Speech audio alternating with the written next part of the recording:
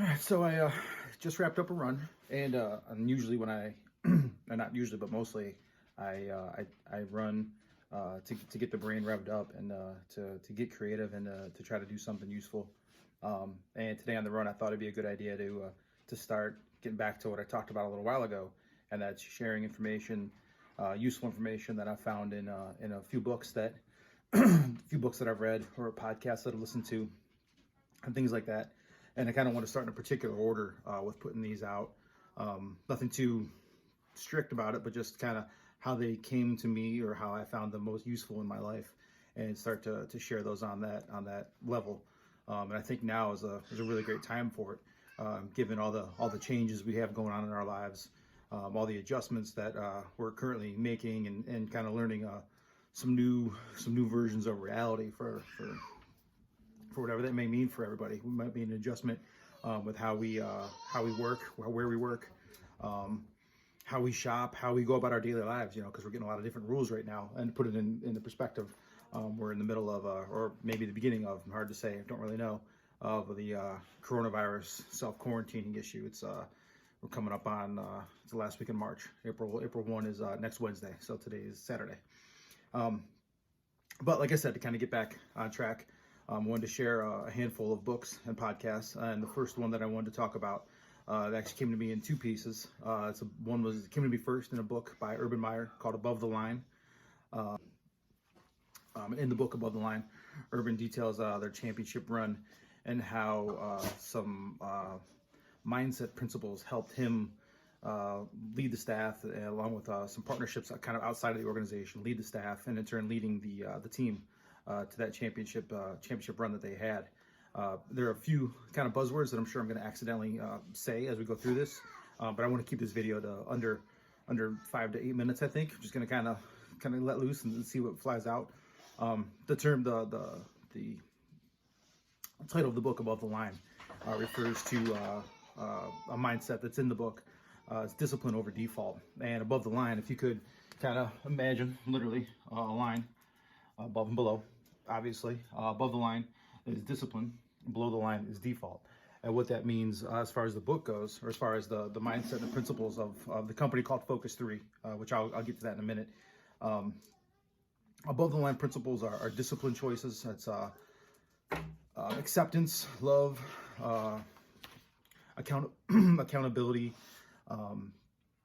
responsibility, ownership, troubleshooting for proper solutions, patience, empathy, clarity. It's about getting good results. Below the line, it's default. It's kind of it's bad habit tracking. It's judgment. It's feeling hopeless. It's fear, excuses. It's blaming. It's vague. It just does not get to any results at all.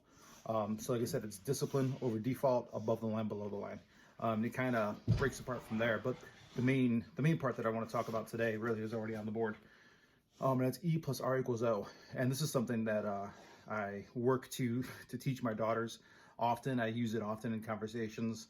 As soon as I learned it, I really started talking to them about it because I wanted them to start to understand an easy way to break down decision making and that kind of thing. And what this E plus R equals O stands for, it's event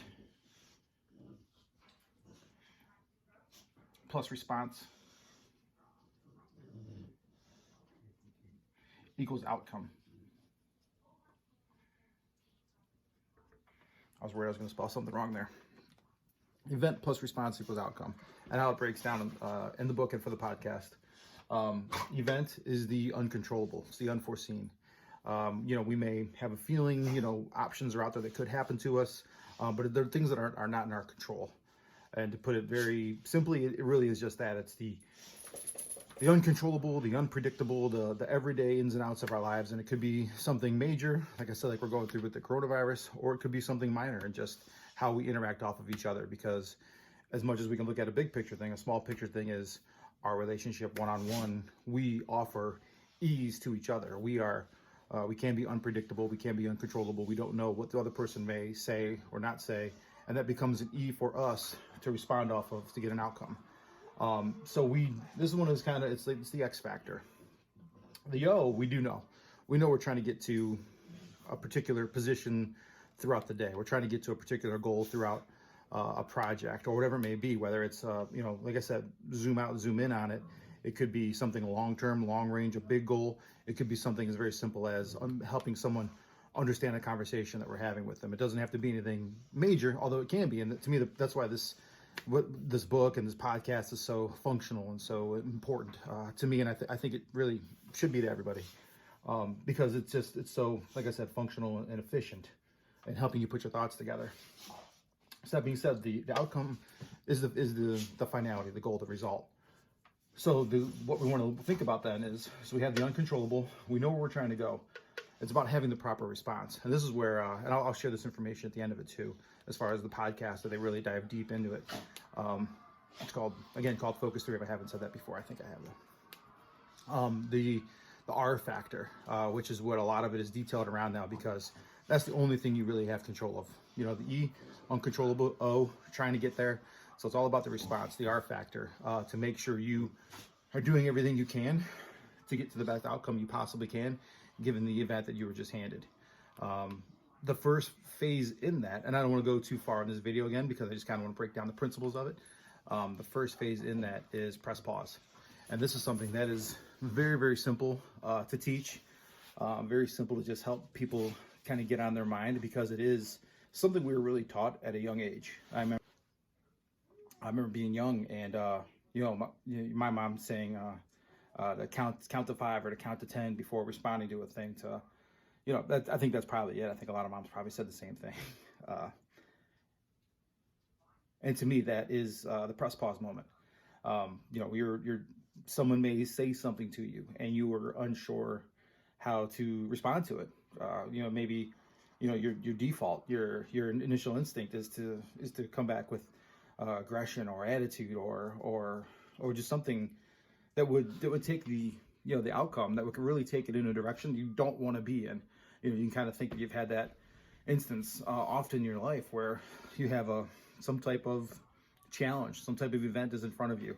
You respond in a particular way, and the outcome is just trash. I think that's happened to all of us multiple times, over and over.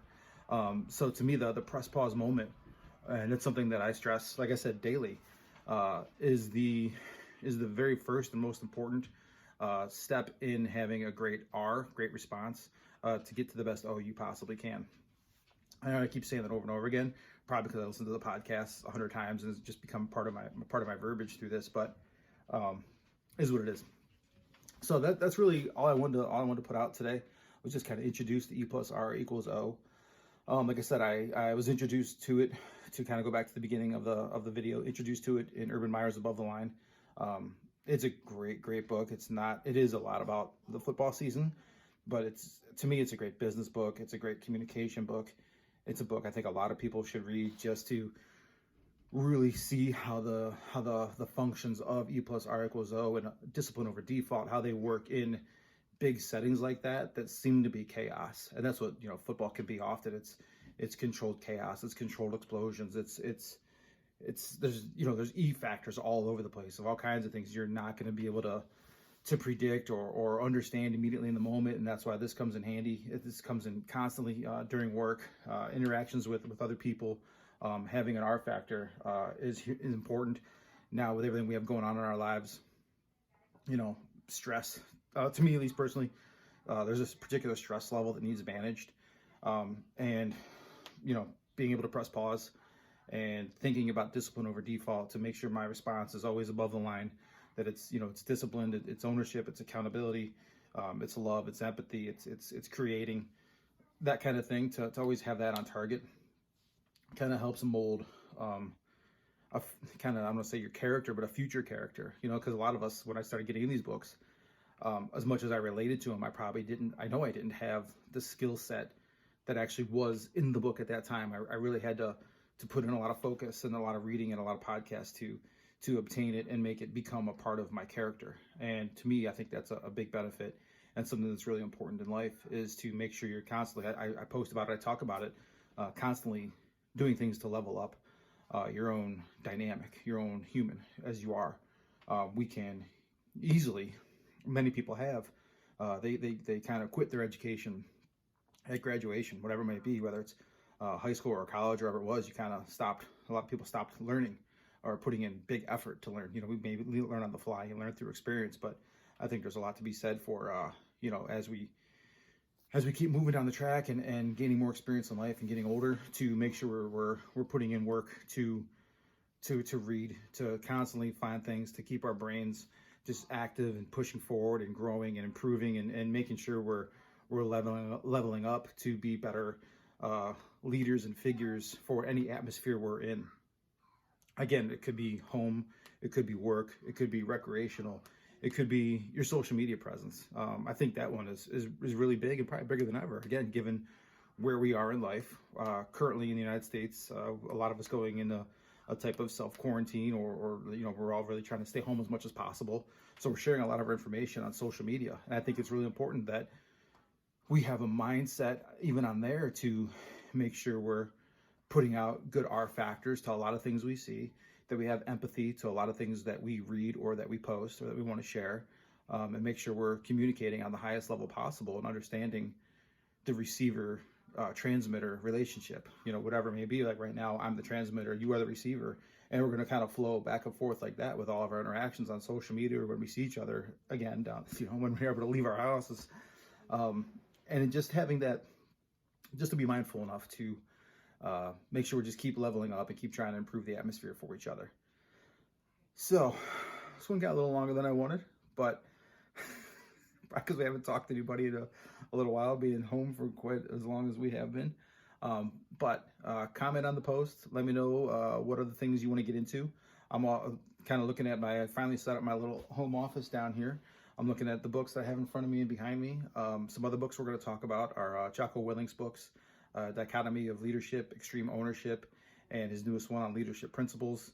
We're going to get into Simon Sinek's books, Start With Why and Find Your Why. We're going to get into Aubrey Marcus, Own the Day, Own Your Life. What else do I have here? A lot of football books, but I'll tell you, we're going to get into those. Probably the top three. I'm looking at what I have back here. It's a lot of mindset books, a lot of mentorship, leadership type books, but we can spend a lot of time just posting and talking about Simon Sinek, Jocko Willink, Focus 3 podcast, and Urban Meyer, Above the Line. And if I didn't say it before, I know I didn't, but I'm going to get it out there. Where a lot of this information comes from, it's a company called Focus 3. I think it's just called focus3.com. If you can search for the podcast on wherever podcasts are available, it's Focus 3 podcast. It was Tim and Brian Kite started it off as far as the podcast goes. And then Brian stepped out of the podcast, and actually Urban Meyer replaced him. And they're all great. Obviously, hearing Urban get into it is a little, it's a little more fun to hear Urban talk about things. But the podcasts are phenomenal. And like I said, I'll cut it off after the last one. But this is something that anyone who thinks they're a leader, wants to be a leader, is a leader on any level. And I mean that specifically, but I mean it generally, because I think everyone is a leader, and they may not realize it, or they can be a leader and don't think they can be. I spoke to a group a couple years ago. I was at I forget what the office was for, but I was somewhere in Geauga County, speaking to a group of like social workers and that kind of thing. And it was a nutrition topic, and we talked about nutrition. We talked about working out. We talked about, and I just can't help it when I get into those kind of things. To me, it's all about health is all encapsulating, as far as mental, physical, emotional. It's all wrapped into one, and they all really cross over and touch each other constantly.